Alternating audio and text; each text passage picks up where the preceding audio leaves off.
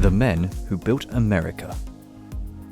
The Men Who Built America offers a fascinating exploration of the daring entrepreneurial spirit that forged modern America, a story of ruthless competition, groundbreaking inventions, and the enduring legacy of those who dared to dream bigger than anyone else.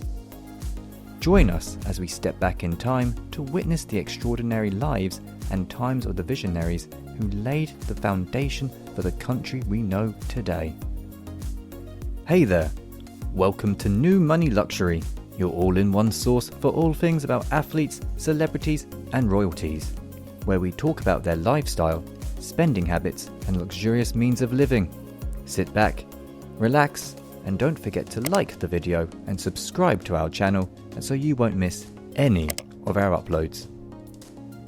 First, let's get to know Cornelius Vanderbilt. In order to launch his rail empire, Cornelius Vanderbilt borrowed $100 to purchase a tiny ferry boat, and he soon gained an image as a savvy businessman. It was either win or lose for him, and he always found a way to succeed. A single ship quickly multiplied into a fleet, earning him the title the Commodore. He realized soon that control over transportation networks gave him enormous influence. He sold all his ships at their height and put the money into railroads, which was unheard of at the time. He did what we call disrupting or reinventing today. He changed the way he did business. He had insight into the future and staked his entire fortune on it. His gamble paid off handsomely as he amassed a fortune of $68 million, which is approximately $75 billion today, and became America's richest man. The sole rail bridge in NYC at the time belonged to Vanderbilt, and it served as the entrance to the country's biggest port and market. He realized the power of this influence, and he was prepared to use it to crush his rivals. To prevent rival train companies from accessing the country's largest port and market, Vanderbilt ordered his son to shut down the bridge. He was establishing his dominance as the rail master by establishing a foothold in New York City, the entry point to the continent. The stock prices of the competing businesses' presidents forced them to sail off their stakes. William, his son, seeing yet another opportunity, went to tell his father about the freefall. Upon hearing the news, Vanderbilt ordered his son to buy up as much as he could. His opponents took a devastating blow. In a matter of days, he had acquired all of his competitors and became the largest rail firm in the United States. It wasn't enough for Vanderbilt to rule the rail industry. He wanted everyone to be educated about it.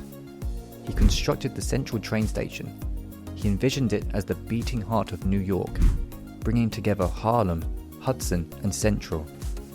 Additionally, the plan of a hostile acquisition was first implemented by this rail magnate. With the passage of time, he realized that transportation would be a more lucrative venture than railroad ownership. Now, let's talk about John D Rockefeller. Vanderbilt saw an opportunity to corner the market on kerosene transportation as the fuel's importance grew. Then he hears of a refinery that was constructed next to some train tracks, and he hastily reaches out to the shop's proprietor. This business was owned by John D Rockefeller. Vanderbilt realized that regaining his status would be possible if he dominated the transportation of oil.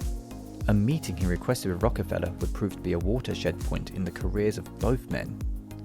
Vanderbilt suggests meeting with Rockefeller in New York City in exchange for an exclusive transportation contract. Rockefeller pledged at the conference to fill up Vanderbilt's rail line. However, Rockefeller had overpromised and lacked the resources to carry out this order.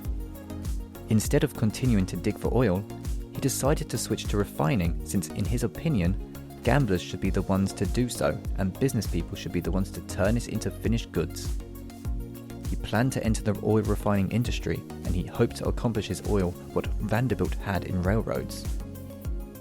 He solicited funding from investors and eventually grew into the industry's dominant player.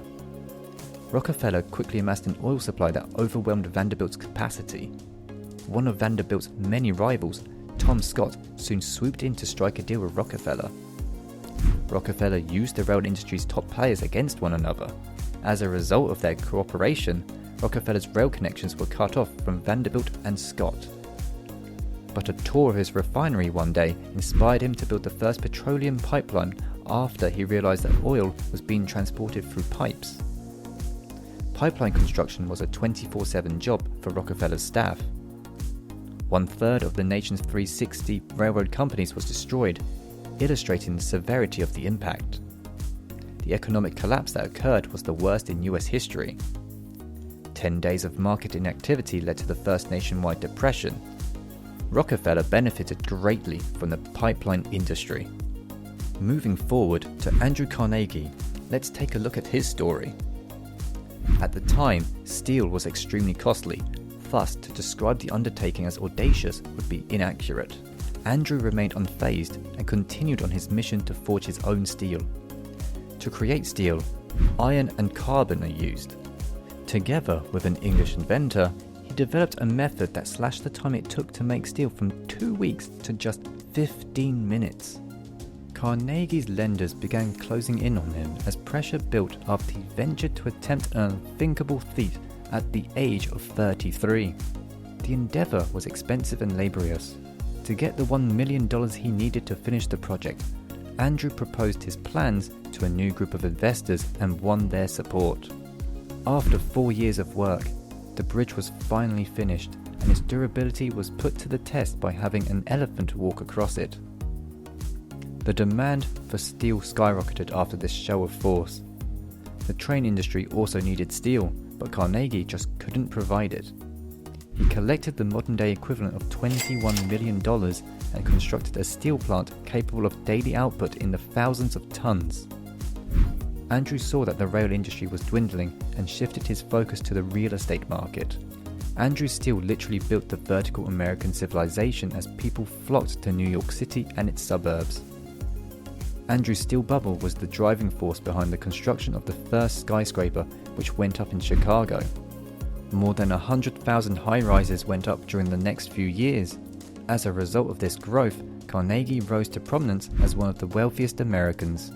But hiring Henry Frick to be Andrew's replacement was one of the worst moves Carnegie ever made. Frick added the ruthlessness that Andrew lacked. Carnegie's empire was left in the dust by Frick's unrelenting cruelty. Workers shut down the plant and held Frick captive, causing a halt in production and financial losses. Next on the list is J.P. Morgan. J.P. Morgan was on the fast track to success as a banker.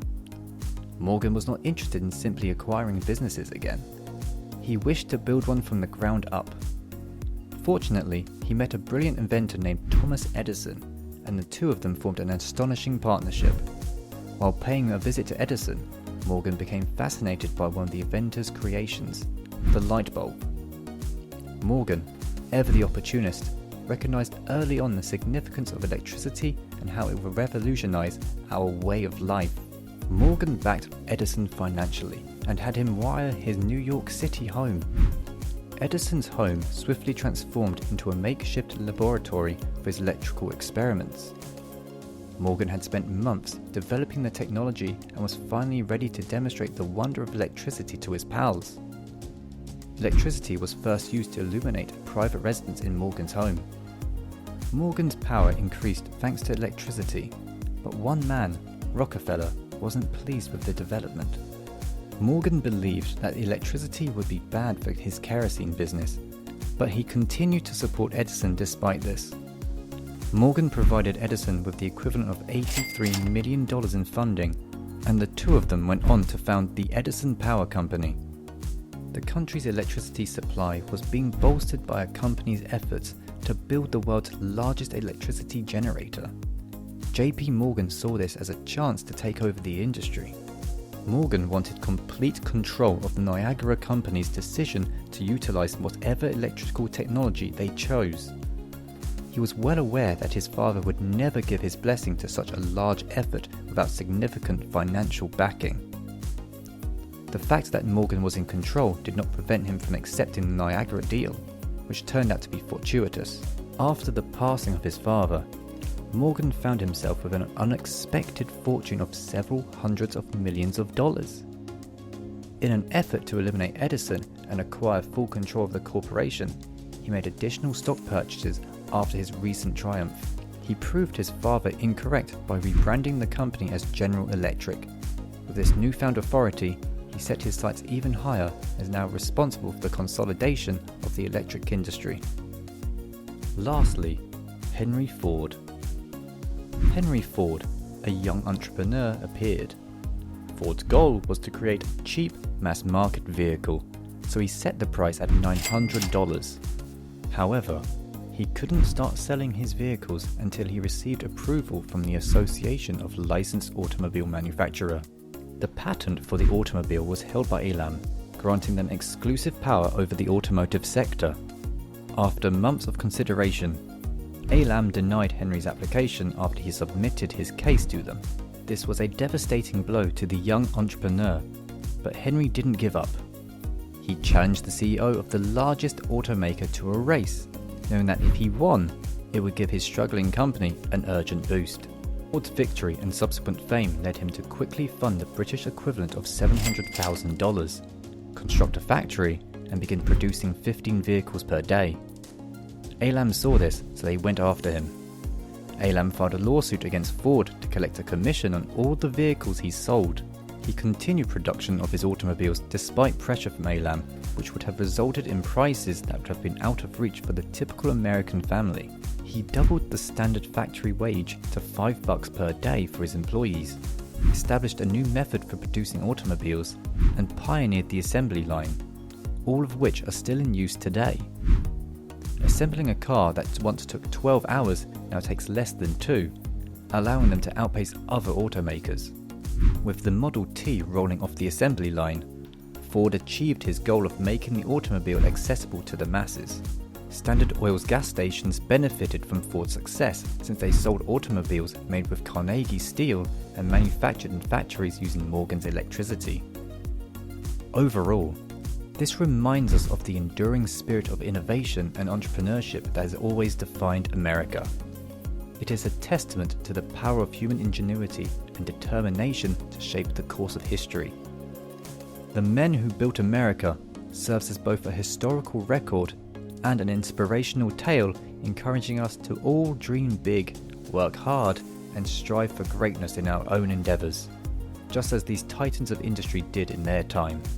Don't forget to like, subscribe, and hit the notification bell to stay up to date with our latest content, and be sure to comment on other celebrities, athletes, and royalties you would like us to profile in future episodes. We look forward to seeing you in the next one. Thanks for watching!